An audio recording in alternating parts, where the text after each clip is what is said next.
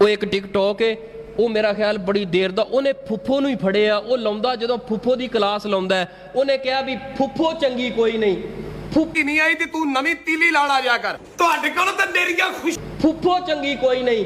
मैनू दस भी कुरान हदीस का मैं ना इन्हें पूरे का पूरा इस्लाम मसक पिया करदा है।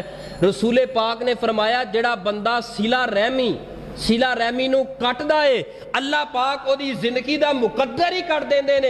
ए सिला रहमी वाले रेम वाले रिश्ते फुफो का रिश्ता है। मन्निया तेरी फुफो खराब होएगी, ये मतलब है दुनिया ते पैगाम बच्चियां नू की दे रहे हैं और दुनिया ते लोगों नू पैगाम की दे रहे हैं, औरतों नू पैगाम की दे रहे हैं कि हर एक दी जड़ी फुफो है वो चड़ेल ही हुंदी है,